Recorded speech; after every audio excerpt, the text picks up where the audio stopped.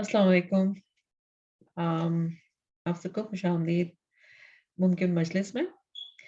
और आज की मजलिस का नाम है अम, रिश्ते कैसे निभाएं या रिश्ते निभाएं।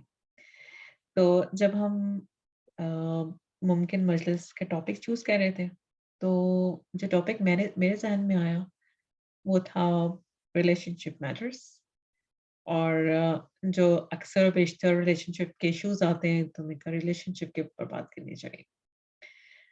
गो कि हमने काफ़ी मजालिस जो है वो रिलेशनशिप के ऊपर किए हैं, लेकिन चूँकि एक एक ऐसा इम्पोर्टेंट टॉपिक है कि ऐसा लगता है कि इसके ऊपर जितनी बात की जाए, कोई ना कोई एक नई बात ज़रूर मिलती है कि लगता है कि हाँ, ठीक है, इसको बताना चाहिए आगे।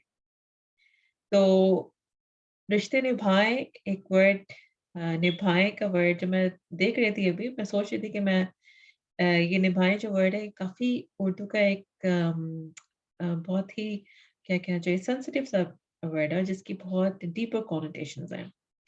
और निभाने में ये भी आता है कि कॉम्प्रोमाइज़, या अगर सोचें, अगर आप खुद भी सोचें तो कॉम्प्रोमाइज़ आएगा, एडजस्टमेंट आएगा और बहुत सारी दूसरी चीज़ें आएँगी जो कि निभाने में आती हैं। और रिश्ते निभाना हमारे लिए बहुत एक सीक्रेट, एक मुक़द्दस चीज़ है। और जिसके लिए हम काफ़ी कोशिश करते हैं। क्योंकि रिश्ते निभाएँ तो इसका मतलब है कि फैमिली को इकट्ठा रखें, और हम लोग, हमारे लिए फैमिलीज़ इम्पोर्टेंट है। तो कीपिंग फैमिलीज़ टुगेदर, रिश्ते निभाना बहुत इम्पोर्टेंट है। So let's start with the topic. और इस टॉपिक में जब रिश्ते निभाने की बात करते हैं, तो सबसे ज़्यादा इम्पोर्टेंट चीज़ जो आती है रिश्तों में, वो है कम्युनिकेशन। तो जहाँ पर कम्युनिकेशन अच्छी हो, वहाँ पर रिश्ते अच्छे निभते हैं। और जहाँ पर कम्युनिकेशन जो है वो कमज़ोर होती है, तो वहाँ पर रिश्तों में दरारें आना शुरू हो जाती हैं और आपस में गलतफ़हमियाँ शुरू हो जाती हैं। तो आज हम बात करेंगे कम्युनिकेशन के ऊपर भी, और भी 2-3 ऐसी चीज़ें हैं जो कि बहुत इम्पोर्टेंट टॉपिक्स हैं जिनके ऊपर हम बात करेंगे। And we welcome all our audience कि आप अपनी चैट विंडो में, अगर आपको कोई सवाल है तो आप वो सवाल लिखें, कोई कमेंट है तो कमेंट लिखें। और इन कमेंट्स और इन सवालात के साथ हमें आगे बढ़ना आसान हो जाता है।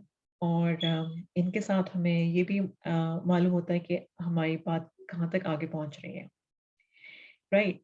तो चलिए कम्युनिकेशन से हम स्टार्ट करते हैं। कम्युनिकेशन में सबसे ज़्यादा इम्पोर्टेंट जो चीज़ है वो है लिसनिंग। तो लिसनिंग कई किस्म की होती हैं, प्रिटेंड लिसनिंग होती है, सेलेक्टिव लिसनिंग होती है कि जो मेरे काम की चीज़ हो गई वो मैंने सुन ली, जो मेरे काम की चीज़ नहीं है वो मैंने नहीं सुनी। और प्रिटेंड लिसनिंग, हाँ, हाँ, मैं सुन रही हूँ लेकिन सुना नहीं होता है। और सेलेक्टिव लिसनिंग बहुत हर जगह कई जगह ऐसा होता है कि जो हम सेलेक्टिव लिसनिंग कर रहे होते हैं। तो सबसे ज़्यादा जो इफेक्टिव लिसनिंग होती है वो है एम्पैथेटिक लिसनिंग। एम्पैथेटिक लिसनिंग ऐसी होती है, जैसे एम्पैथी को अगर हम थोड़ा-सा डिफाइन करें, तो एम्पैथी का मतलब होता है कि आप किसी के जूते में पैर रख के देखें कि वो कैसा फ़ील कर रहा है। तो वो एम्पैथेटिक लिसनिंग होती है। तो एम्पैथेटिक लिसनिंग के ऊपर हम बात करेंगे, क्योंकि हम शायद हमारी पहली जो उससे पहले जो मजलिस थी या उससे पहले मजलिस में, अगर आप कभी अब चूज़ के देखें तो बहुत जगह आपको लिसनिंग के ऊपर मिलेगा। लेकिन again because it's an important topic, so we will give it a value here, और हम इसके ऊपर बात करेंगे इंशाल्लाह। अच्छा जनाब, कुछ एग्ज़ाम्पल एम्पैथेटिक लिसनिंग की ऐसी हैं कि अच्छा है ना, आपको कोई भी बीच में आपको आए तो आप ज़रूर आप इंशाल्लाह यू कैन जी। Add in, okay? तो एम्पैथेटिक लिसनिंग की कुछ एग्ज़ाम्पल्स ऐसी हैं कि जैसे कि बच्चों के साथ ही ऐसा होता है कि हम बच्चे हमसे कोई बात कर रहे होते हैं और हम कह रहे होते हैं कि हाँ, चलो कोई बात नहीं, या बच्चे किसी बात पे अपसेट हैं तो क्या हम कहते हैं कि नहीं, नहीं चलो कोई बात नहीं, हो जाएगा, ठीक हो जाएगा।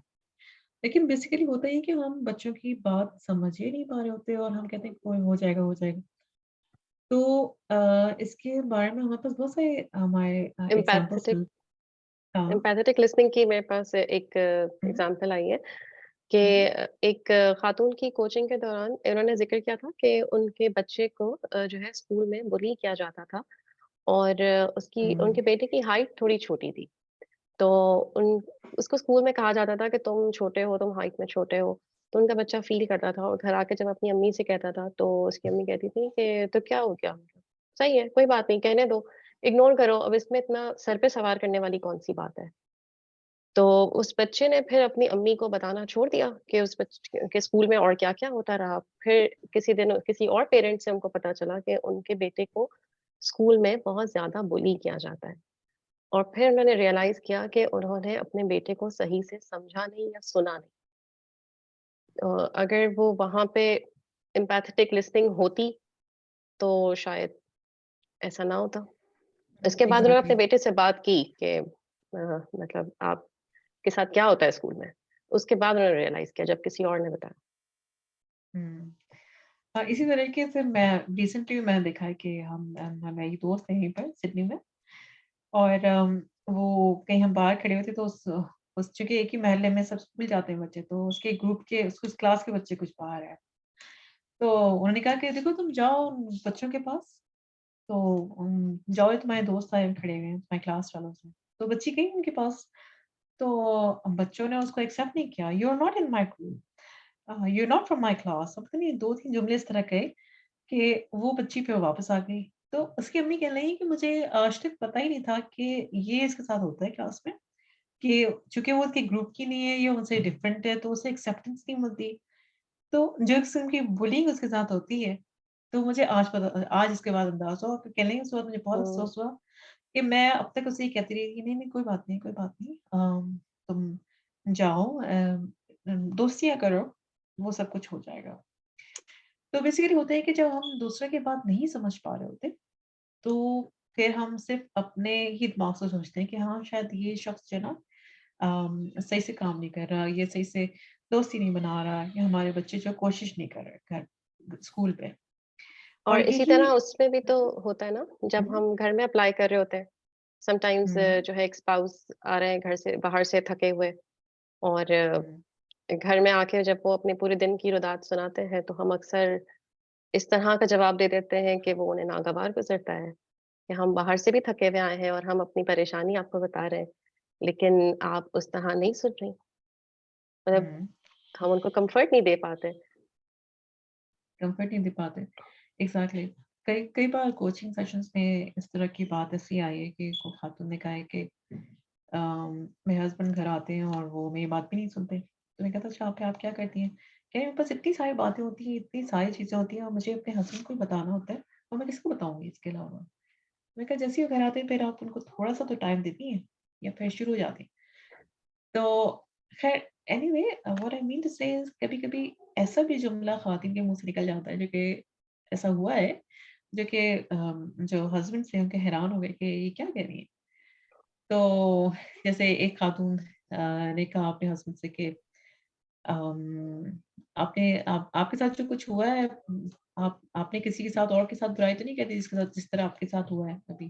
मतलब उनको कोई बिज़नेस में कोई नुकसान हो गया था या कुछ हो गया था तो उन्होंने कहा कि वो अपनी वाइफ़ को आके सुना रहे थे कि भई मुझे ये नुकसान हो गया। तो उन्होंने कहा कि अच्छा देखिए आपके साथ कुछ हुआ है, आपके किसी और के साथ आपने कुछ किया तो नहीं था, बुराई तो नहीं की थी, चेक करें। तो हस्बैंड ये तो नहीं सुनना चाह रहे थे कि उनकी वाइफ़ ने ये कहे, वो तो सिर्फ़ अपनी सुनाना चाह रहे थे। और कभी-कभी होता है कि सामने वाला शख्स तो सिर्फ़ अपनी सिर्फ़ सुनाना चाह रहा होता है, वो आपसे मशवरे भी नहीं माँग रहा होता। तो अभी अभी मैं रिसेंटली एक सिडनी में एक कोई मदरसा ग्रुप अटेंड कर रही थी। तो उसमें वो सिखा रही थी कि आप जब बच्चों से बात करें या किसी से बात करें, अपने दोस्तों से बात करें, तो आप सिर्फ़ सुनें। The only thing that you have to do is listening. तो उन्होंने एक्टिविटी हमसे ये करवाई कि उन्होंने कहा कि 15 मिनट सिर्फ़ आप एक की बात सुनें और 15 मिनट आपसे दूसरा बात करेगा, आप उससे सुनिएगा और उन 15 मिनट में जब आप दूसरा बात कर रहा होगा तो आप कुछ ना बोलें। तो कुछ लोगों के लिए बहुत आसान था और कुछ लोगों के लिए बहुत मुश्किल था, क्योंकि इतना कुछ सुनने की आदत ही नहीं थी। और जब हम कोई हमें दूसरा कुछ सुना भी रहा होता तो हम बीच में से अपनी बात बोल पड़ते। हाँ, हाँ, मेरे साथ भी ऐसे ही हुआ था। तो उसमें क्या होता है कि सामने वाला शख्स रुक जाता है, अच्छा हाँ, अ, हमें तो हमारी बात तो सुनने का इसके पास टाइम है नहीं और ये अपनी ही बात कर रहे हैं।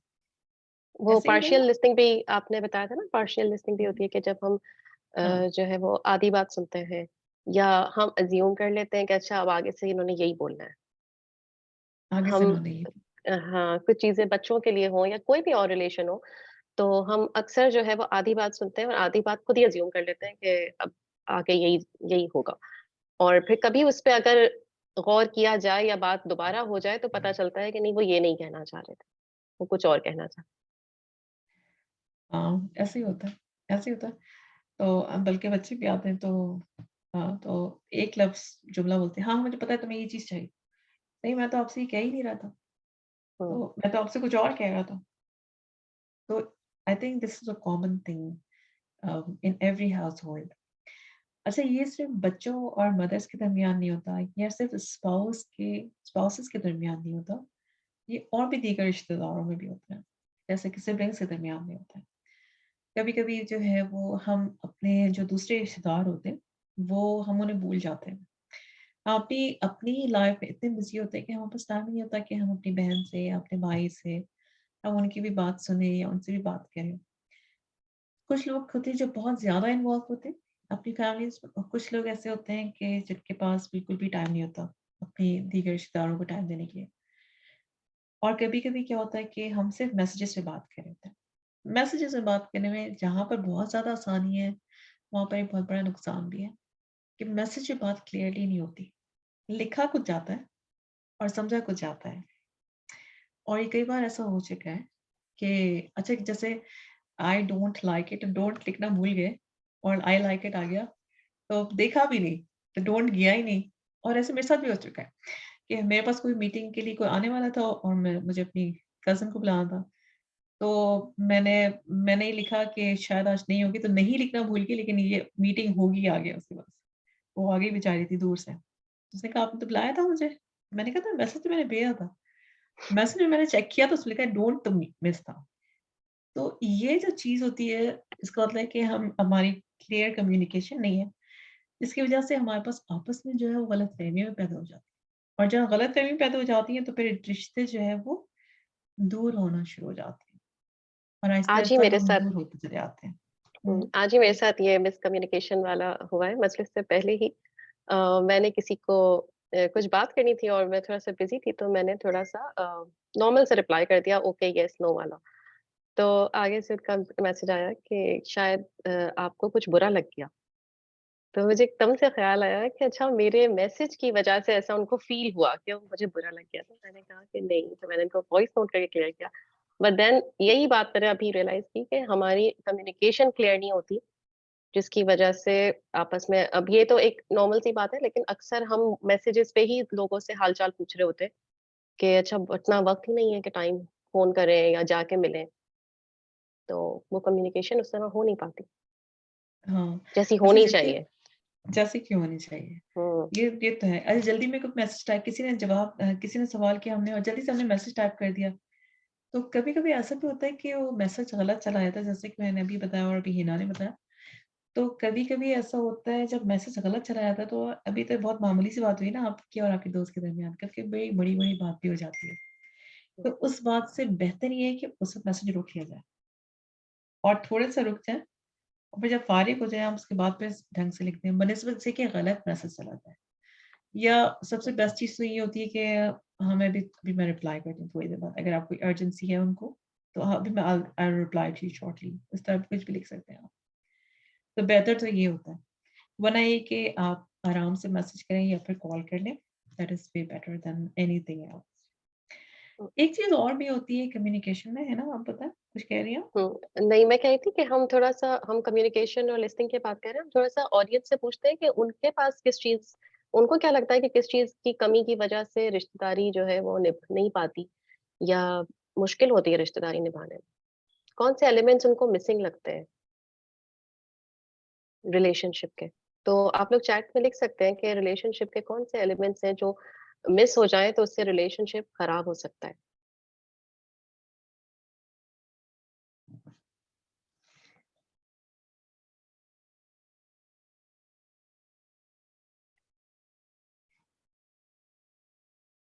आई होप मैंने अपना क्वेश्चन क्लियर किया है, क्योंकि हमारे पास हुँ, कोई रिस्पॉन्स आया नहीं है। हाँ।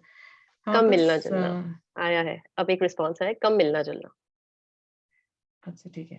कब मिलना-जुलना, right. Hmm, communication, miscommunication? Miscommunication. Miscommunication, right. Miscommunication भी होती है, एग्ज़ैक्टली, बिल्कुल ऐसे ही है। अच्छा एक चीज़ और होती है जो अच्छा अभी रिस्पॉन्सेज़ और आ रहे हैं। अच्छा आप रिस्पॉन्सेज़ आप हमारे आते रहे? दूरी हुँ, लेकिन दूरी किस लिहाज़ से कि दूर रहना फिज़िकली जैसे जियोग्राफिकली आप किसी से दूर हैं या फिर दूर कम्युनिकेशन गैप कभी-कभी ऐसा होता है ऑफ कोर्स अगर आप दूसरी कंट्री में और आपके घर वाले दूसरी कंट्री में तो उसकी वजह से लिव्स अवे फ्रॉम फैमिली हुँ। Right right misunderstanding misunderstanding of course और मिसअंडरस्टैंडिंग किस वजह से क्या मिसअंडरस्टैंडिंग आपकी मैसेजेस की वजह से या फिर मामलात में कोई ऐसी बात हो गई जिसकी वजह से मिसअंडरस्टैंडिंग क्रिएट हुई है मुझे उसका मिसअंडरस्टैंडिंग का एक एक्सप्लेन एलिमेंट ये भी तो होता है ना कि हम जो बात कहना चाह रहे होते हैं, हमें लगता है कि हमने सही कह दी है, लेकिन सामने वाला वो बात उस तरह नहीं समझ पाता। तो this also creates misunderstanding. Right right lack of interaction तो होता है हर एक अपनी अपनी जिंदगी में मसरूफ है और इंटरेक्शन हो नहीं रहा that's right lack of interaction की वजह से भी रिलेशनशिप जो है वो कमज़ोर हो जाते हैं तो इसका कोई ना कोई सॉल्यूशन भी होना चाहिए तो एक हुँ, चीज़ और भी होती है कम्युनिकेशन में जो हम बात करें तो एक चीज़ अ, अच्छा मिसअंडरस्टैंडिंग भी होती है अच्छा और भी बहुत सारे रीज़न्स होते हैं जो जिससे रिलेशनशिप कमज़ोर हो जाती है उसमें तकरार के साथ हम एक चीज़ बोल रहे होते हैं। तो जैसे हम बच्चे को कह रहे होंगे, "उठो नमाज़ पढ़ लो, नमाज़ पढ़ लो, नमाज़ पढ़ो, ये काम कर लो, ये काम कर लो।" तो एंगर राइट? एंगर की वज़ह से भी जो है वो रिश्ते दूर हो जाते हैं, डेफिनिटली। हुँ। एंगर एक इज़ वन मैसेज ऑफ आया द है, इश्यू। एक हुँ, हुँ। डायरेक्ट मैसेज है, अगर बात करने की कोशिश की और दूसरा बात करने को तैयार ही ना हो।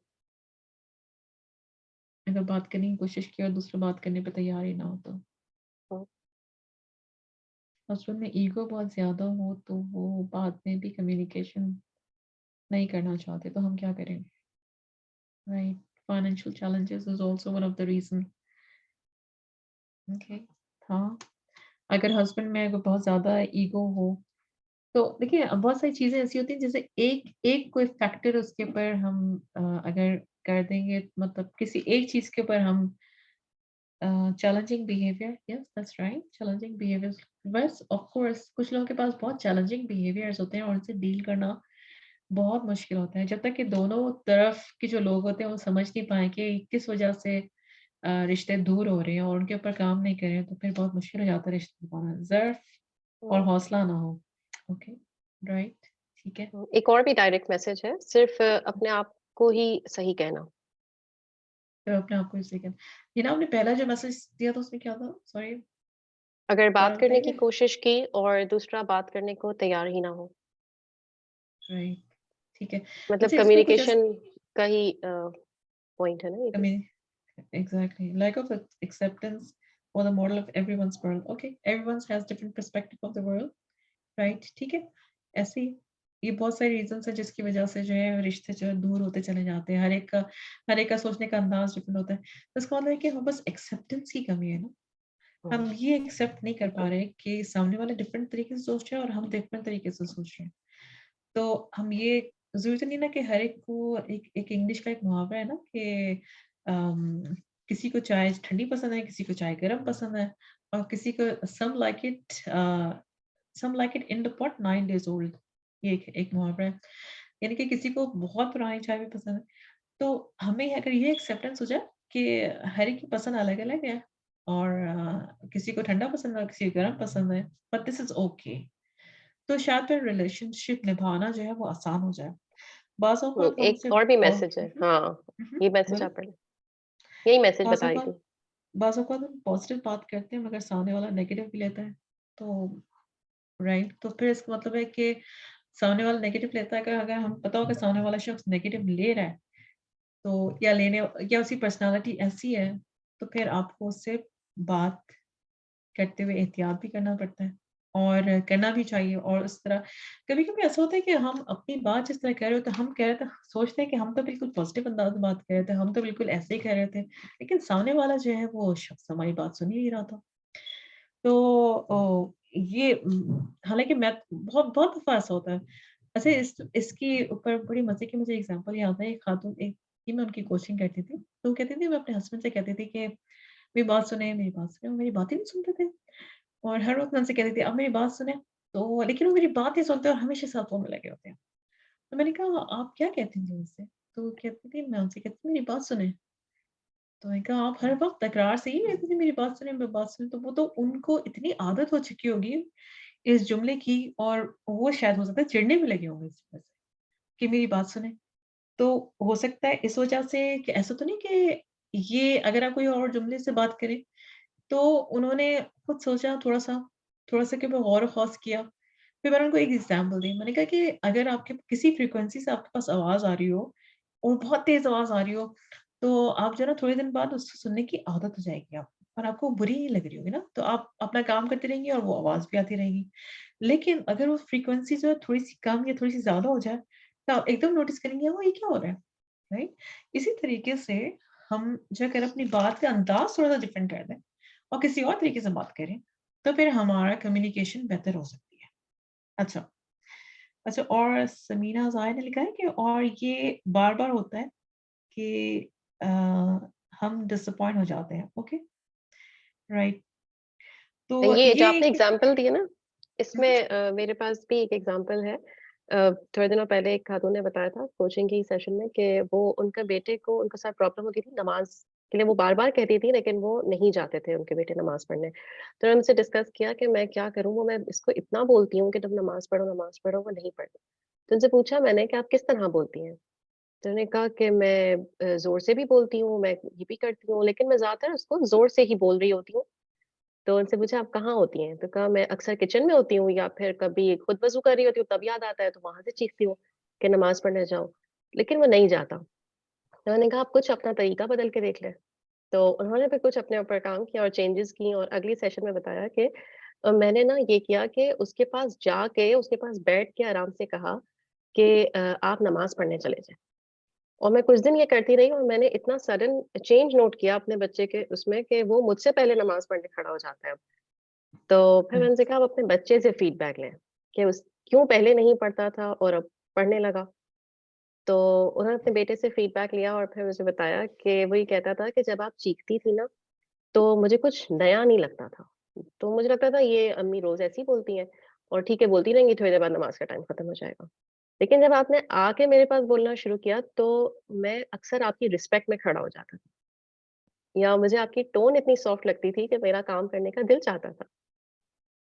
तो एक्सीलेंट, फिर उनको ये बात राइट, समझ में आई। Excellent, excellent. इसे लो की रिस्पॉन्स कहते हैं तो ना, लो की रिस्पॉन्स। हुँ, हमें जब मैं टीचिंग कर रही थी तो हमें सिखाया जाता था स्कूल में कि आप ज़ोर से चीखेंगे तो बात बच्चे तो सुनेंगे नहीं। तो आप बच्चे के पास करीब जाएँ और उसके कंधे पे हाथ रख के बोलें कि अच्छा ये काम करो।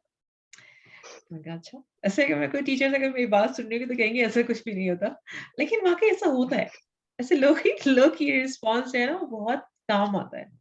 और अगर आप किचन में से खड़े होकर किचन में से खड़े होके वहाँ बच्चा खाने की टेबल बैठा है, वहाँ से जल्दी तैयार हो जाओ, वहाँ से ज़ोर से आवाज़ लगे तो बच्चा भी जो है ना वो उसे भी पसंद नहीं आता कि उसके कोई चीज़ तो अगर आप उसके करीब जाके बोल देंगे कि हाँ, ठीक है, अब ना बस 5 मिनट रह गए, अब तो तैयार हो जाओ, तो शायद उसके लिए आसानी हो जाएगी।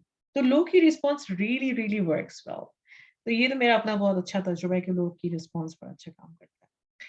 अच्छा जो ये ना एक बहुत मज़े का हमने एक रोल प्ले भी करना था ना, तो एक हुँ, जो मैंने एक एग्ज़ाम्पल दी थी कि खातून जो है वो सेल फ़ोन के बारे में एक अपने उनके हस्बैंड जो है सेल फ़ोन में लगे रहते थे और सारा वो जो है वो उनसे बात नहीं सुनते थे उनकी।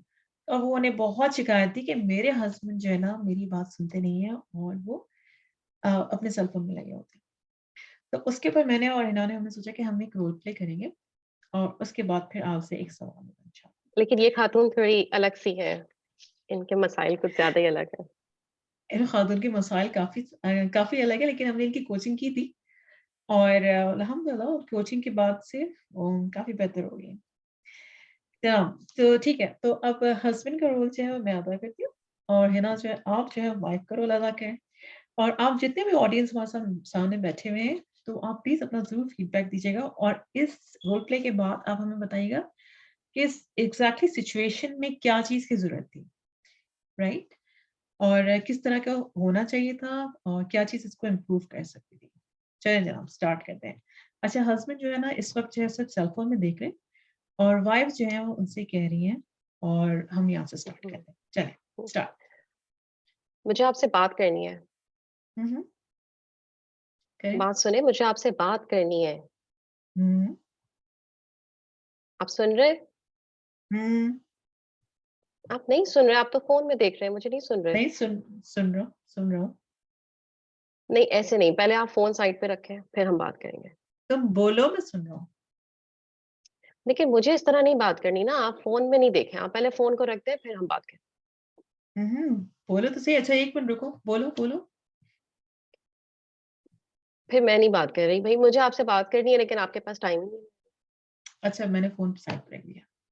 अच्छा अब बोलो तुम्हें क्या बात करनी है? आप बताएँ क्या बात करूँ?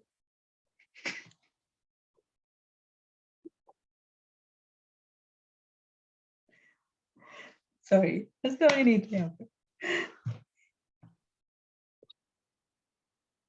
आप बताएँ मैं क्या बात अच्छा करूँ? बात तुम्हें करनी है, मुझे करनी है? तुमने कहा था बात करने के हुँ, लिए, हाँ, बात मुझे करनी है लेकिन आप बताएँ ना क्या बात करूँ? तो मैं तो तुम्हारी बात सुन रहा हूँ ना। अब बात करो अपनी। लेकिन मुझे ये नहीं पता ना मैं क्या बात करूँ? मुझे आपसे बात करनी है लेकिन आप बताएँ क्या बात करें? इसीलिए तो मैं बात नहीं कर रहा था तुमसे। इसीलिए तो मैं अपने मतलब फ़ोन में देख रहा था। आपको मुझसे बात मतलब नहीं अब करनी? मतलब मैं क्या बात करूँ? मुझे तो कोई बात नहीं थी ना। मैं क्या बात करूँ अपने से? मुझे अच्छा, मतलब आपको मुझसे बात नहीं करनी? मतलब मैं क्या बात करूँ? मेरे पास कोई बात हो तो करूँ ना।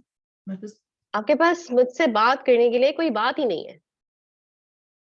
मैं बात करना चाहता हूँ, लेकिन मैं क्या बात करूँ? तो कहा तो आप जब तुमने था बात ना कि मैं बात करना करूँ। चाह हाँ, आप बात करना चाहते हैं ना तो बात करें। क्या करूँ? क्या बात करूँ? क्या बात करनी है बताओ? अब तो मैं फ़ोन कोई भी भी साइड बात पे रख करें, दिया। कोई भी बात करें। फॉर एग्ज़ाम्पल भई मुझे नहीं समझ आ रही, मुझे नहीं बात करनी आपसे। आपको मुझसे बात ही नहीं करनी। अब तुम्हें बात नहीं करनी मुझसे। अच्छा ठीक है, ऐसा करो तुम अपना काम करो, मैं अपना काम करूँ। हाँ, ठीक। ठीक है, आप बस फ़ोन ठीक ही उठा लें, मुझे नहीं बात बस ठीक। अच्छा जनाब, तो इस इतनी कन्वर्सेशन इतनी मज़े की थी कि मैं अपनी हँसी रोक नहीं सकी। सॉरी ना पीछे मुझे हँसी आ गई।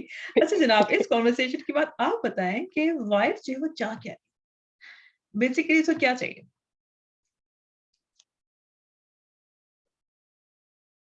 क्या चाहिए था उसको? क्या बात कहना चाहती थी वो? और ये भी ज़रूर व्हाट इज़ बताइएगा कि क्या कभी आपके साथ ऐसा हुआ है कि हुँ। आप बात करना चाह रहे हैं लेकिन आपके पास कोई बात नहीं है करने के लिए?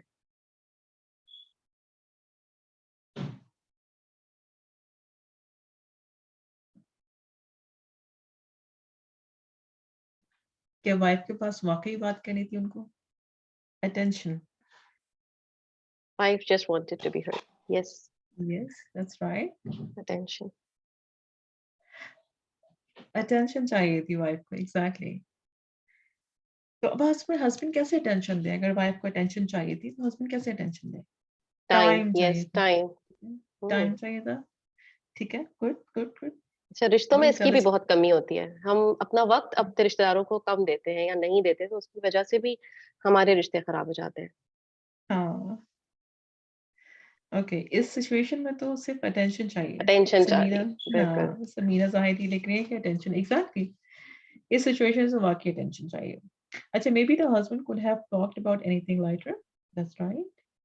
मोबाइल छोड़कर, मोबाइल तो उन्होंने छोड़ दिया था। अच्छा husband should be a good listener, right, ठीक है, ओके। टाइम चाहिए था उनको, ऑलराइट, ठीक है, हस्बैंड सिर्फ़ बिल्कुल। इतना भी पूछ हुँ, लेते कि आपका दिन कैसा गुज़रा, तो बात वहाँ से शुरू हो जाती। वो हाँ, सिर्फ़ बिल्कुल एक सही है। अटेंशन जो है वो मिसिंग थी। हुँ, हाँ। अगर हस्बैंड जो है वो एक लाइटर टॉपिक पे बात कर लेते हैं, जैसा कि लिखा है हुँ। ना, नहीं तो रिप्लाई नहीं मैं जस्ट मैसेज हाँ, किया। लिखा है कि लाइटर टॉपिक पे बात कर लेते हैं कि हाँ, ठीक है, तुम्हारा दिन कैसे हुँ, गुज़रा आज? अच्छा तुम बताओ। तो हुँ। बनिस्बत इसके कि वो सिर्फ़ एक बहस में रहते हैं कि नहीं तुम बात करो, तुम्हें क्या बात करनी है? तुम बात करो। और नेचुरली इस तरह बात करने से सामने वाला भी हो जाएगा, पुट ऑफ हो जाएगा कि नहीं मुझे नहीं बात करनी है अब। तो अगर आप अपनी ईगोज़ दोनों ईगोज़ डाउन करके बोले, "हाँ, ठीक है, अच्छा ठीक है, हाँ, तुम्हें क्या बात करनी है?" क्योंकि आपको रिश्ते निभाने हैं ना, तो रिश्ते निभाने के ऊपर फ़ोकस करें कि आपके लिए क्या चीज़ इम्पोर्टेंट है? What is more important to you? Is the relationship more important to you या फिर ये कि सामने वाले को आप नीचा कर रहे हैं या जो भी अभी 2-4 इन 2 1-2 आए थे यहाँ पे comments. Husband should be a good listener. Of course husband should be a very good listener. तो ये चीज़ थी कि हम लोग कभी-कभी ऐसा होता है कि वाइफ को सिर्फ़ और सिर्फ़ अटेंशन चाहिए होती है, ठीक है? अच्छा राइट, अच्छा ये ना इसमें इसके बाद तो और कोई कमेंट तो नहीं? नहीं, हम आगे अगर कोई चलते हैं फिर। ठीक है, ओके। अच्छा एक चीज़ होती है इमोशनल सेफ्टी। एक इमोशनल सेफ एनवायरनमेंट वो होता है जो कि सामने वाला सेफ फील करे और अपने आप को एक्सप्रेस कर सके और कम्युनिकेट कर सके। और जब कम्युनिकेट कर लेता है तो उसके रिश्ते जो है वो करीब हो जाते हैं। अच्छा हम हमारा चूँकि फ़ोकस है रिश्ते निभाने का तो हम उसी के ऊपर बात करेंगे। तो रिश्ते करीब हो जाते हैं, तो मिसअंडरस्टैंडिंग्स भी जो है ना कम हो जाती हैं, ठीक है? तो हम जो है वो एक इमोशनल सेफ एनवायरनमेंट में अब इमोशनली सेफ एनवायरनमेंट में कई-कई कई जगह पे ऐसा होता है कई घरों में कि लाउंज में लोग बैठे होते हैं और लाउंज में सारे डिसीजंस हो रहे होते हैं और बहुत फ़ख्र से बताते हैं कि हमारे सारे डिसीजन जो है वो लाउंज में होते हैं। और उसमें ये होता है कि जो शख्स है जो कमज़ोर है या फिर वो नहीं बोलना चाह रहा होता, तो अपने आप को इमोशनल सेफ नहीं महसूस कर सकता। ख़ास तौर पे जो ख़वातीन हैं जिनका पूरा ससुराल सामने बैठा हुआ है और डिसीजंस भी हो रहे हैं। तो वो सेफ फ़ील नहीं कर रही होती हैं कि वो अपने हस्बैंड से ही बात करें। और वो कहती हैं मैं अपने हस्बैंड से बात कर करूँ, जो भी बात करना है, तो वो जो है वो सबके सामने बैठ के सबके दरमियान बैठ के वो बातें कर रहे होते हैं। इसकी बड़ी मज़े की एग्ज़ाम्पल तो एक बच्चे ने बताया कि मैं किसी के घर गया था तो मैंने ऐसे ही अ बराए बात मैंने उनसे कहा कि अच्छा आप बताएँ कि वाइफ़ के अंदर क्या खूबियाँ होनी चाहिए? मैं लड़की तलाश करूँ, मैं कैसी कैसी लड़की तलाश करूँ? तो जो अंकल थे उनके तो उन्होंने जो है वो घर अंदर आए और फिर जो है खाने की टेबल बैठे थे। अच्छा भई जनाब बरखुरदार मुझसे पूछ रहे हैं कि एक लड़की कैसी होनी चाहिए? और वो बच्चा जो है हैरान की तरफ देख रहा है। कह रहा है मैं तो सिर्फ़ उनसे बात कर रहा था, मैं सिर्फ़ पूछ रहा था। तो उन्होंने तो उस जुमले को लड़की बीवी के अंदर क्या खूबी होनी चाहिए? अच्छा उन्होंने इतना उसका रिकॉर्ड लगाया, इतना रिकॉर्ड लगाया कि वो शर्मिंदा हो गया और बाद में आके बोल रहा है कि आइंदा तो मैं इनसे कोई बात नहीं करूँगा। तो बेसिकली क्यों कि उन्होंने एक इमोशनल सेफ एनवायरनमेंट नहीं उनको उसको दिया था। तो जहाँ इमोशनली सेफ एनवायरनमेंट नहीं होता तो सामने वाला क्या करता है कि बहुत सामने वाला जब बेसिकली ना एक तो अपनी शेल में बंद हो जाता है, राइट? तो बेसिकली होता ये है कि एक नॉन जजमेंटल एनवायरनमेंट चाहिए होता है हम सबको and this is a requirement कि सामने वाला हमें जज ना करे। जब हम कोचिंग करते हैं तो जब वन थिंग फर्स्ट हमसे ये कहते हैं कि we are non non judgemental हम आप हमसे जो कह रहे हैं we accept whatever you are saying we are not going to जज यू। मैं ये कभी नहीं कहूँगी कि आप किस किस्म की खातून हैं, आप कैसी बात कर रही हैं। No, this is not my job. I am not gonna जज you. So emotional safe environment सबसे इम्पोर्टेंट होता है। अच्छा इमोशनल सेफ एनवायरनमेंट सिर्फ स्पाउसेस के दरमियान नहीं, बच्चों के साथ भी होना चाहिए और साथ-साथ ससुराल में जो दूसरे लोग हैं अच्छा ससुराल की मैं इसलिए कह रही हूँ क्योंकि बहुत सारे लोग जॉइंट फैमिली में रहते हैं और उनको कोई इमोशनल सेफ एनवायरनमेंट नहीं मिलता। जैसे एक खातून का कहना ये था कि जैसे एक और मेल कोच है उन्होंने कोच किया था उनके हस्बैंड को, तो वो कहते मेरी वाइफ़ बात नहीं करती। तो फिर उन्होंने उनके वाइफ़ से बात की, तो उनके कहा कि मैं इसलिए बात नहीं करती उनसे कि जब भी मैं कोई बात करती हूँ तो ये अपने भाइयों को, अपनी बहनों को बता देते हैं और मुझे लगता है कि मेरी कोई बात रहती ही नहीं अंदर। तो मुझे तो इमोशनली सेफ्टी फ़ील होती ही नहीं है। इमोशनल सेफ्टी या साइकोलॉजिकल सेफ्टी तो मुझे सेफ्टी फ़ील ही नहीं होती, तो मैं क्या बात करूँ? इसलिए मैं उनसे बात ही नहीं करती, तो बेहतर है कि मैं बात ही ना करूँ। तो ऐसा ऐसा जो है वो कई जगह पे होता है। अच्छा इमोशनल ऐसा सेफ्टी हुँ, हुँ। ऐसा हम बच्चों के साथ भी तो कर रहे होते हैं ना बहुत सारी जगहों पे। हम जो हुँ, हुँ। मज़ाक उड़ाते हैं बच्चों का कि अगर हमारे बच्चे हमें कोई बात बताते हैं और हमें वो थोड़ी-सी फ़नी लगती है, तो हम सबको बता रहे होते हैं कि ये ऐसे कर रहा था, ये ऐसे बोल रहा था और हम अक्सर अपने पेरेंट्स को, अपने दोस्तों को, सबको बता रहे होते हैं, तो बच्चे वो चीज़ सुनते हैं और फ़ील करते हैं कि हमने उनको अपनी बात शेयर की अपने पेरेंट्स को और ये जो है वो सबको बता रहे हैं और हँस-हँस के बता रहे हैं। क्योंकि बच्चों के लिए वो फ़नी नहीं होता but sometimes we feel it very funny. तो हम उनका मज़ाक उड़ाते हैं, तो that also comes in emotional safety. फिर वो हमसे बात करना दैट्स कम राइट, कर देते हैं। एग्ज़ैक्टली। एग्ज़ैक्टली होता है। वो हमसे बात करना कम कर देते हैं, बिल्कुल। बल्कि मैंने अपने ही घर में देखा है एक बच्ची तो उसको इतनी अच्छी नहीं उर्दू बोलनी आती तो हम उसके बारे में जैसे ही वो बोलती थी बड़ा एन्जॉय करते थे, किस तरह बोल रही है किस तरह बोल रही है, तो फिर अब हमने देखा कि उसने बोलना कम कर दिया। तो हुँ, दैट्स वेरी इंटरेस्टिंग। तो बच्चों को भी इसका इमोशनली सेफ एनवायरनमेंट चाहिए होता है। इमोशनल सेफ्टी में क्या एंगर का आएगा कि जैसे जब बच्चे हमसे बात करने आते हैं और हम उन्हें डाँट के भगा देते हैं या हर बात में डाँटना या गलती निकालना शुरू कर देते हैं, तो फिर वो आहिस्ता-आहिस्ता हमसे उस पे भी बात करना बंद कर देते हैं। मतलब वो हमसे डिस्कस नहीं करते, कोई बात करते ही नहीं है क्योंकि उन्हें डर लगता है कि अब मैं बोलूँगी और मुझे डाँट पड़ेगी। यहाँ मैंने बोलना एग्ज़ैक्टली। शुरू किया, यहाँ मुझे डाँट पड़ेगी। हुँ। अच्छा डिस्टेंसेस चूँकि बचपन से क्रिएट हो जाते हैं, तो बच्चे जब टीनेजर्स होते हैं तो बिल्कुल खामोश हो जाते हैं। अपने शेल्स में जा चुके होते हैं, वो लोग अपने पेरेंट्स से कम्युनिकेट नहीं करते।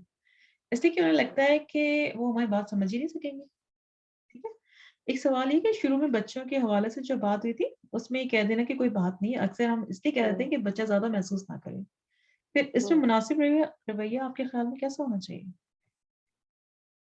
देखिए ये ऐसा होता है कि अगर अच्छा आप बच्चा क्वेश्चन है। हाँ, it's a very good question actually. Hmm, मुनासिब रवैया ऐसा होना चाहिए कि बच्चों से हम सवाल करें कि अच्छा आप ऐसा क्यों फ़ील कर रहे हैं? और ऐसा क्या हुआ था? तो बेसिकली आपको जो है हो सकता है वही कोई बहुत बड़ी बात ना हुई हो, लेकिन आपको उनसे पूछना पड़ेगा सवाल, ठीक है? अच्छा और क्या हुआ था? कैसा आप यूँ क्यों फ़ील कर रहे हैं आप? या इसके बारे में और हम क्या कर सकते हैं? Rather than you giving them solutions, that child want to be heard, ठीक है? वो चाहता है कि आप उसकी बात सुनें और वो एहसासात फ़ील करें जो वो फ़ील कर रहा है।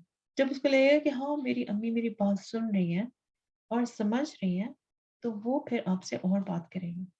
और जिसके बच्चे छोटे हैं, I would say they are very lucky कि अगर आपके बच्चे छोटे हैं, तो आप अपनी जितनी क्लोज़नेस डेवलप कर सकते हैं इस वक़्त, तो आप कर लें। क्योंकि जैसे-जैसे बच्चे बड़े होते हैं, तो टीनेजर्स बनते हैं, तो वो आपसे वैसे ही दूर होना शुरू हो जाते हैं। तो उनके साथ फिर गैप फ़िल करना उसके बाद बहुत मुश्किल हो जाता है। तो this is the best time अगर आपके बच्चे छोटे हैं, तो आप उनके करीब हुएँ, उनसे जितनी बातें करना चाहते हैं, बातें करें।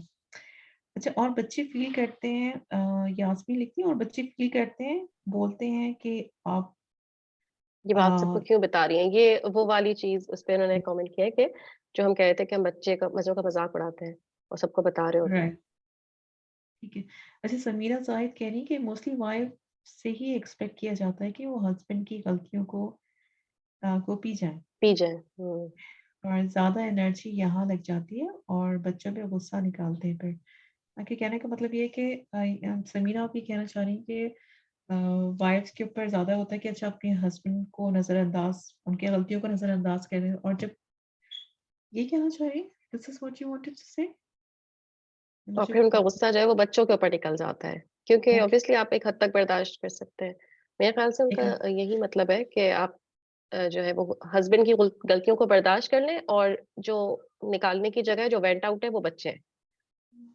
अक्सर होता है, बिल्कुल, बच्चे पे गुस्सा होता है। मोस्टली अच्छा ये ऐसे ही होता है। मोस्टली ऐसे ही होता है, हाँ, ऐसा हुआ है। बल्कि कई कोचिंग सेशंस में आज मैंने बहुत गुस्सा किया। तो आज गुस्सा क्यों किया? तो हम हस्बैंड से जो है वो बहस हो गई थी। मुझे बहुत गुस्सा आया तो मैंने जो है ना बच्चे मुझसे आगे कुछ माँग रहे थे, मैंने उनके ऊपर सब गुस्सा निकाल दिया। मैंने कहा बड़ी अच्छी बात की आपने कि बच्चों के ऊपर गुस्सा निकाल दिया, फिर आप क्या कर सकती थी इसके अलावा? तो मतलब है कि आपको कुछ सोचना पड़ेगा ना कि मुझे गुस्सा निकालने के लिए बच्चे कोई गार्बेज बिन है कि आप उसके ऊपर गुस्सा निकाल रहे हैं, राइट? तो अपने उससे पहले अपने अपने इमोशंस को प्रोसेस तो करें। आपको मुझे गुस्सा क्यों आ रहा है? अपने आप को पॉज़ दे दें। ठीक है? हमें ना स्लो डाउन होना पड़ेगा। हम थोड़ा-थोड़ा स्लो डाउन हो जाएँ और स्लो डाउन होके सोचें कि हमें करना क्या है? अपनी ज़िंदगी में बहुत भागते रहते हैं। मुझे एक और चीज़ किसी की याद आती है, मुझे किसी याद नहीं कौन से स्कॉलर ने कहा था कि हमारी ज़िंदगी में बहुत सारी आसानियाँ आ गई हैं, वॉशिंग मशीन है, माइक्रोवेव है, फलाना-फलाना, लेकिन उसके बावजूद भी हमारे पास टाइम नहीं होता। मतलब ये चीज़ें तो आपकी ज़िंदगी में सहूलियात क्रिएट करने के लिए आई हैं, लेकिन उसके बावजूद भी अगर हमारे पास टाइम नहीं है, तो इसका मतलब कि कहीं न कहीं हमारी अपनी गलती है, राइट? तो अगर हस्बैंड से किसी बात पे बहस हो गई और आपको गुस्सा आ रहा है, तो आप पॉज़ दे दें। इससे पहले कि आप अपना गुस्सा किसी और के ऊपर जाके उंडेल दें। ऐसे ही है ना उंडेल ही दिया ना आपने बिल्कुल, बच्चों के ऊपर निकाल दिया और बेचारे बच्चे कुछ बोल नहीं सकते। अच्छा होता ये है कि जो हमारे पास जो है ना जो कमज़ोर होता है ना उसी के हम अपना उसके ऊपर ही आज़माते हैं। क्योंकि बच्चे हमें कुछ बोल सकते नहीं हैं, ना वो उन्हीं के ऊपर आज़माते हैं। लेकिन हमें ये नहीं पता कि ये जो बच्चे जो है ना इस तरह जिनके ऊपर गुस्सा निकल रहा है, ये बड़े होके क्या बनेंगे? तो बेसिकली मैं उनके एक्चुअली पर्सनैलिटी पे इफ़ेक्ट आता है और आपका वहाँ पे हुँ, हस्बैंड के साथ तो रिश्ता जो भी होगा वो हो रहा है, लेकिन बच्चे के साथ रिश्ता आपका खराब हो जाएगा। बच्चे के साथ रिश्ता खराब हो जाता है। एग्ज़ैक्टली बच्चे के साथ जो है वो रिश्ता बिगड़ता चला जाता है। दूरी आना शुरू हो जाती है। हुँ, एग्ज़ैक्टली और आप जो चीज़ आप दिखा रहे हैं कि मैं ऐसी हूँ ना, तो बच्चे भी आपको वैसे के वैसे ही कॉपी करते हैं। क्योंकि उनके सबकॉन्शियस माइंड आपके माइंड की 2 लेयर्स है ना, कॉन्शियस और सबकॉन्शियस माइंड। तो आपके सबकॉन्शियस माइंड में उनका ऐसे ही है कि ऐसे ही करना है, ऐसे ही गुस्से करना है। अक्सर लोग कहते हैं कि मैं इसलिए गुस्सा करती हूँ कि मेरी अम्मी भी ऐसे गुस्सा करती हैं या मेरे अब्बा भी ऐसे गुस्सा करते थे और किसी ने मुझे बताया कि मैं मुझे गुस्सा इसलिए आता है कि हमारी फैमिली में ही गुस्सा है। तो मैंने कहा चलिए ठीक है, ये तो बड़ी अच्छी बात है। आपकी फैमिली में गुस्सा तो मतलब आपके आपकी हुँ, नस्लों में हुँ। भी गुस्सा चलने वाला है। तो ऐसा है कि आपको तो पहले फैसला करना पड़ेगा कि अगर गुस्से को यहीं पर स्टॉप करना है, अगर गुस्से को यहीं पर स्टॉप करना है then you need to work on it और ऐसा तो कुछ भी नहीं होता कि इनहेरिटेंस में आपके पास चला आ रहा है। ये तो ऐसा एक केस हैबिट्स मेरे पास आया था जी, कोचिंग सेशन में कि जी, एक बच्ची थी, यंग सी लड़की थी, वो अपने गुस्से के ऊपर काम करने के लिए उसने मुझसे कनेक्ट किया था कि मुझे गुस्से पे कंट्रोल करना है।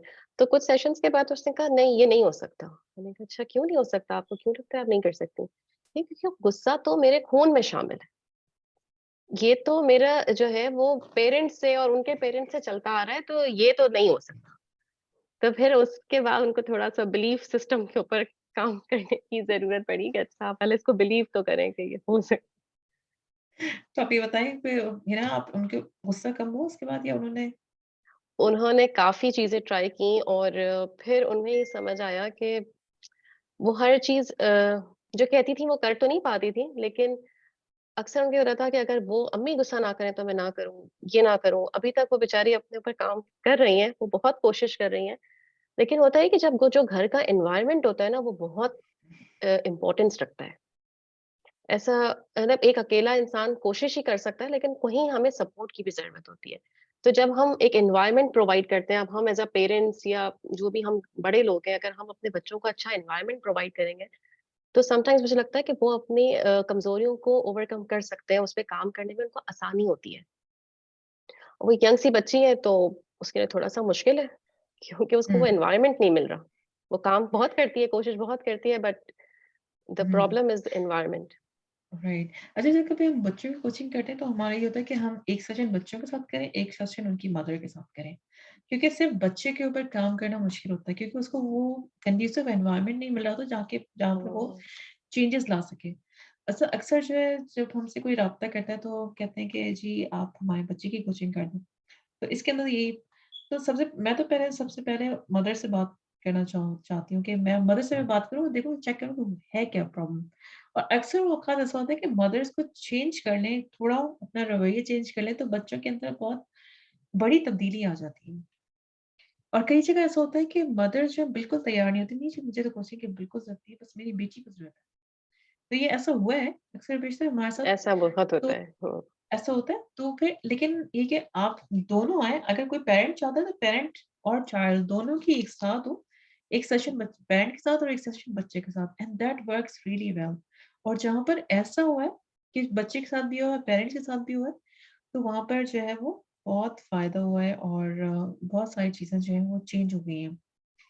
अच्छा एक चीज़ होती है कि एक चीज़ होती है हमारे पास कि हम अपने जो रिश्तेदारों में रिश्ते करीब करना चाहते हैं तो तोहफ़े तोहफ़ होते हैं। अच्छा एक चीज़ लव लैंग्वेज आमतौर पे इस्तेमाल होती है कि स्पाउस के साथ होती है या कोई भी रिश्तेदारों के साथ। तो आपको देखना पड़ेगा कि आपके साथ जो भी रहने वाले जिनसे आप रिश्ता मज़बूत करना चाहते हैं, उनकी लव लैंग्वेज क्या है, राइट?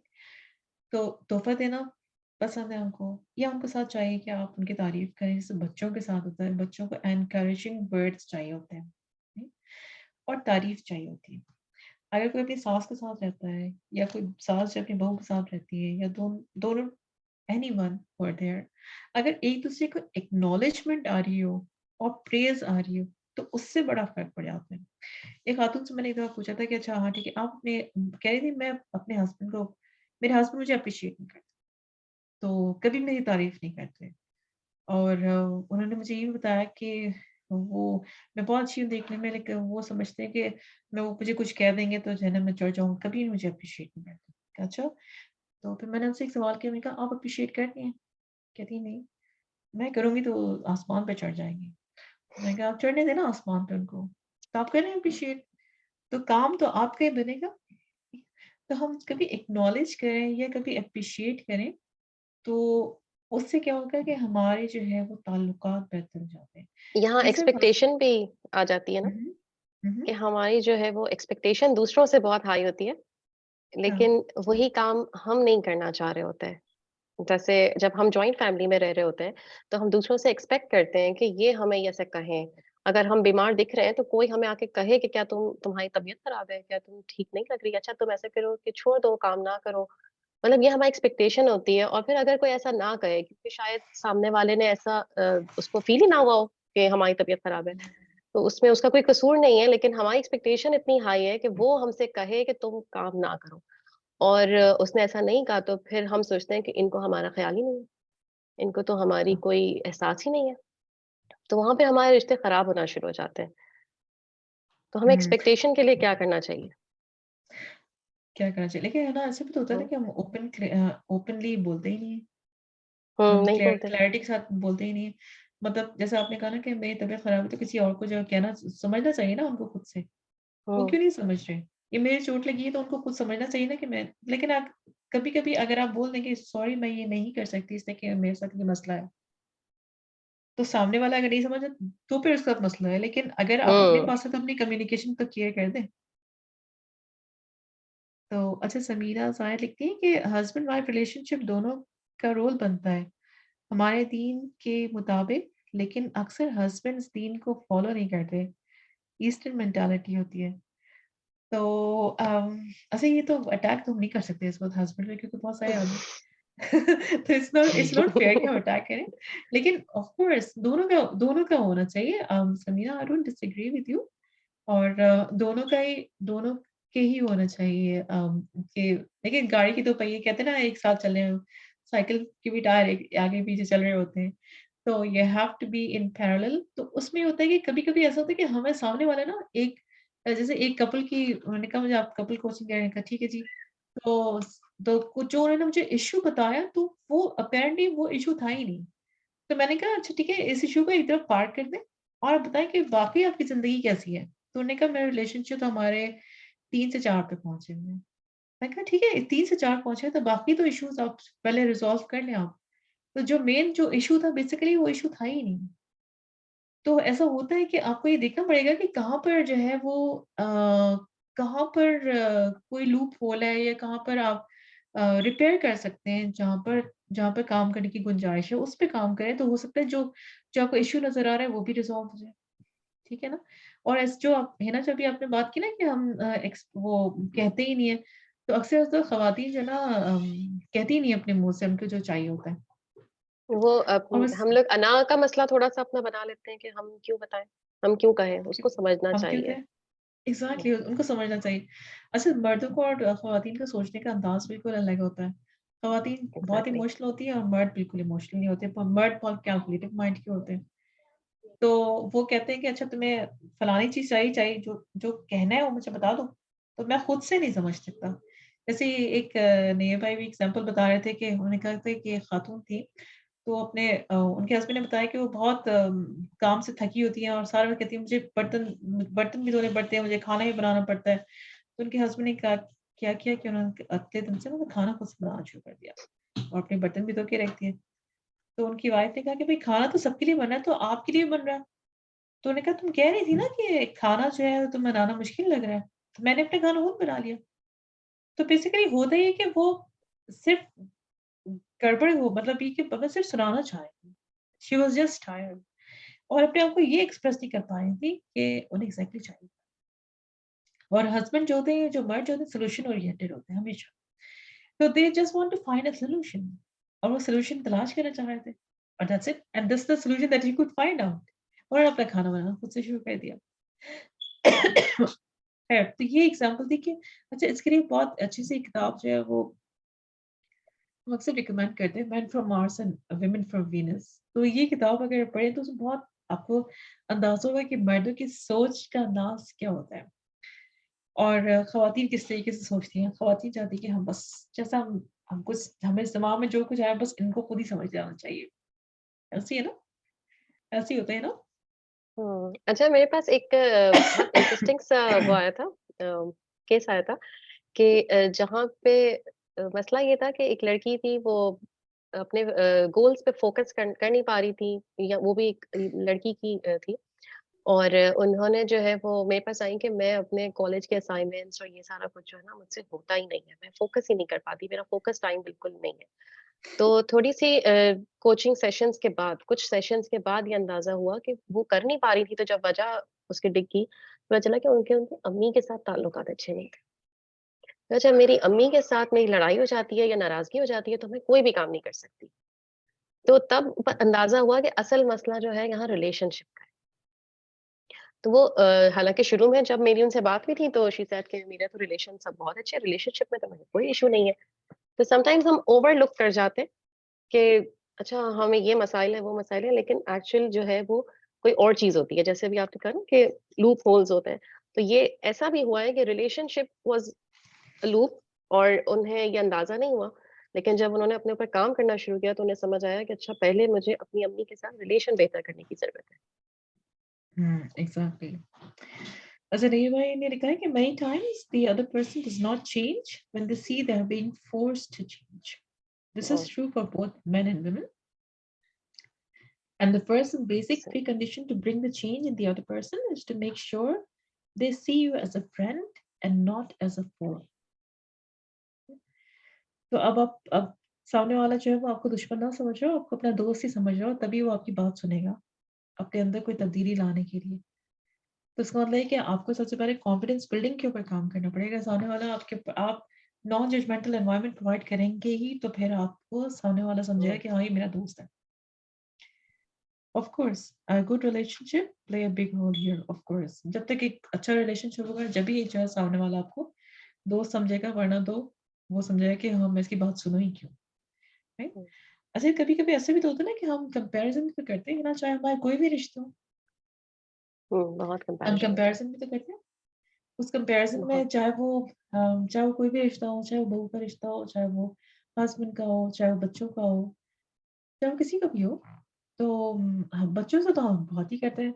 उसके बहुत नंबर ज़्यादा। इतना आ गए उसके नंबर इतने ज़्यादा आ गए और तुम्हारे हुँ, नंबर अच्छा ये खातून ने मुझे बताया कि उनका बेटा जो है ना कभी भी किसी भी जगह पे फेल होना नहीं चाहता या वो उसके उसके अगर स्कोर कम आ गया तो बहुत अपसेट होता है और कहते हैं हमारे लिए बहुत परेशानी का मसला है बल्कि हमारे स्कूल में भी तो मैंने उनसे पूछा कि अच्छा आप ये बताएँ घर में क्या करती हैं? कह रही घर में तो बिल्कुल भी उसको हम कहते हैं कि नहीं कोई मसला नहीं है। मैं कहा थोड़ा-सा डिग किया और ज़्यादा तो फिर अंदाज़ा ये हुआ कि बेसिकली घर में भी उनको उसको पुश किया जाता था कि हाँ, नहीं तो बेस्ट करना है। तो चूँकि उसने बचपन से ही ऐसा सुना था और आगे जाके चूँकि पेरेंट्स चेंज हुए थे, लेकिन बचपन से तो वही सुनता हुआ आया था, तो उसके ज़हन में ये था कि I have to be with the best, I have to be the best. तो उसके बाद और उसको कंपैरिज़न भी था, अच्छा मेरे इतने नंबर आए, अच्छा बताओ पूरी क्लास वाले बच्चे बाकी बच्चों के नंबर कितने आए? ये भी तो सवाल होता है ना, कि हुँ। मेरे नंबर इतने आए थे और बाकी के नंबर कितने आए? तो उसमें भी जो है वो बच्चे जो है कंपैरिज़न में आ जाते हैं। और अक्सर इसी बच्चे तरीके बताते से ही इसी तरह से हैं, अगर कम नंबर आए ना कभी टेस्ट में, तो कहते हैं कि सब बच्चों के इतने ही आए थे। किसी के भी बहुत ज़्यादा नहीं आए, सबने तकरीबन इतने ही नंबर लिए हैं। तो उनको ये डर होता है कि अगर किसी ने मुझसे ज़्यादा ले लिए, तो अब मेरी तो शामत आ जाएगी। एग्ज़ैक्टली मेरी तो शामत आ जाएगी। अच्छा और वाइफ़्स भी ऐसी करती हैं कि उनके हस्बैंड तो इस तरह करते हैं, आप नहीं करते। हाँ, दैट्स ये नॉट मेरे इट। पास अभी थोड़े दिन पहले ही किसी ने शेयर किया था कि मैं अपने हस्बैंड को जब कोई काम करवाना होता है, तो मैं उनको कंपेयर करती हूँ कि देखिए उसके हस्बैंड भी तो ऐसे करते हैं ना, आप क्यों नहीं करते? तो वो बेचारे शरीफ आदमी थे, उन्होंने कर लिया और फिर जब उन्होंने अपनी वाइफ़ से कहा कि देखो उसकी वाइफ़ भी तो ऐसे कर रही है, तुम भी ऐसे करो। तो उन्होंने कहा मुझे गुस्सा आ गया कि मुझे आपने कंपेयर कैसे किया किसी और से? तो मुझे इतनी हँसी आ रही थी सुन के तो मैंने कहा कि लेकिन मैंने वो गलत तो नहीं थे, आपने कंपेयर किया, उन्होंने भी कंपेयर किया। तो सिंपल है, एग्ज़ैक्टली तो आप ना करें, आप कंपैरिज़न ना हुँ, करें, वो भी नहीं करेंगे। हाँ। और अगर हस्बैंड्स कभी कह दें कि वो तो खाना अच्छा बनाती है और तुम नहीं बनाती तब तो बस पाई जाएगी। That's the end of the day.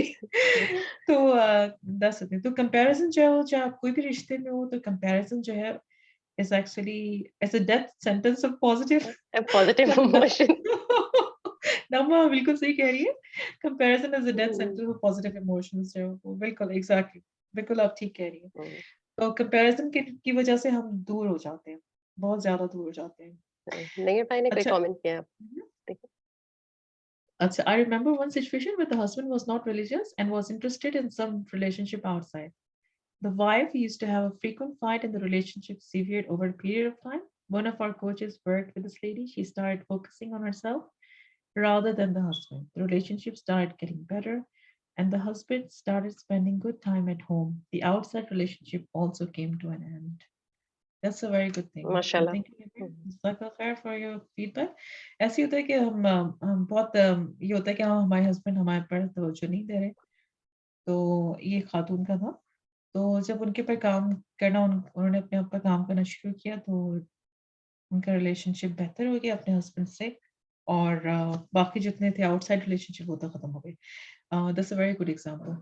तो बेसिकली हमें काम जो है वो अपने ऊपर करना होता है। बहुत सारे लोग ऐसे आते हैं कि अच्छा किसी को कहते भी इस तरह के मुझे ना अपने हस्बैंड को ठीक करना है या अपनी वाइफ को ठीक करना है। लेकिन बेसिकली होता है कि जब हम अपने ऊपर काम करना शुरू करते हैं, तो हमारे अतराफ के जो लोग होते हैं वो खुद ब खुद जो है वो या सिचुएशन जो है खुद ब खुद चेंज होना शुरू हो जाती है। Many times hmm, we as human beings focus on the problems and not on what we want, right? तो हमें जो है वो अपने हुँ, एग्ज़ैक्टली हमें चाहिए क्या? We need to see what exactly do we want to तभी see in want our yes. yeah, what we want to see in our relationship, what we want to see in our life. जब लोग आते हैं ना mother's कोई जब wives कोई coaching के लिए आती हैं तो मैं उनसे ये कहती हूँ कि वो बता दीजिए मेरे बच्चे ऐसे तो मैं मेरे बच्चे ऐसे हैं, ये अफ़ेक्ट हो रहे हैं या इनके साथ ये प्रॉब्लम है। तो उनसे ये सवाल मेरा ज़रूर होता है कि अच्छा ठीक है, आप देखना कैसे चाहती हैं? आप क्या चाहती हैं कि कैसा हो जाए? तो जब वो बताती हैं कि जब हमारा रिलेशनशिप अच्छा हो जाएगा, तो बच्चों के ऊपर इफ़ेक्ट आएगा, तो ये तो basically they are talking about the whole progeny सिर्फ़ उस बच्चे की बात नहीं कर रहे होते। सिर्फ़ एक पर्टिकुलर फैमिली के बारे में बात नहीं कर रहे होते, लेकिन उन बच्चों के बाद मतलब it's a whole you are talking about the whole progeny. तो जब हम कोचिंग कर रहे होते हैं, तो उस बिगर पिक्चर को सामने रखें कि हाँ, ठीक है, अगर एक शख्स के ऊपर काम कर हो रहा है, तो that's actually working for the whole community, for the whole society. Okay, when we focus on what we want, we are better able to drive the situation positively. Exactly. जब हम अपने ऊपर फ़ोकस कर रहे होते हैं, जब हमें क्या चीज़ चाहिए होता है, तो हम ज़्यादा बेहतर अंदाज़ से जो है वो काम कर पाते हैं। इसमें जो राइट। आपने एग्ज़ाम्पल दी थी हमें उसकी हुँ, जो खातून के हस्बैंड ने अपना खाना खुद बनाना शुरू कर दिया था। तो उधर उस खातून को एक्चुअली क्या चाहिए था? ब्रेक चाहिए था, वो टायर्ड थी, अगर वो अपनी इस बात को अच्छे से बताती कि आई नीड ब्रेक और I am tired, I can't do this, तो फिर उनके हस्बैंड वो खुद से खाना बनाना नहीं शुरू करते, वो उनको ब्रेक देते। एग्ज़ैक्टली, तो यहाँ पे ये बहुत अच्छा फिट हो रहा है कि हम उस पे एग्ज़ैक्टली। फ़ोकस करें कि हमें चाहिए क्या? हाँ, और हम वही एग्ज़ैक्टली। कम्युनिकेट करें एग्ज़ैक्टली कि हमें ये चाहिए। हाँ, राइट, राइट, ठीक है। चलिए, तो अगर किसी को भी अच्छा ये किताब का नाम पूछा था men from Mars and women from Venus. Shafaq आप वो नाम ज़रूर लिख दीजिएगा और अगर किसी को कोई सवाल करना हो या कोई वन टू वन हम किसी का कोई ऐसा क्वेश्चन हो जो कि इसमें नहीं रैप अप हो, तो you are very welcome to have one to one session with us और हमारा पहला सेशन तो बिल्कुल फ्री होता है। और यू आर वेरी वेलकम और शफ़क़ ने यहाँ पर जो है वो आपको लिंक्स भेजे हैं जिस पे आप क्लिक करें और आप फॉर्म भरें and you can contact any coach from मुमकिन इंशाअल्लाह। जज़ाकल्लाह खैर और thank you for your presence. ठीक है? ठीक है, अस्सलाम वालेकुम व रहमतुल्लाह।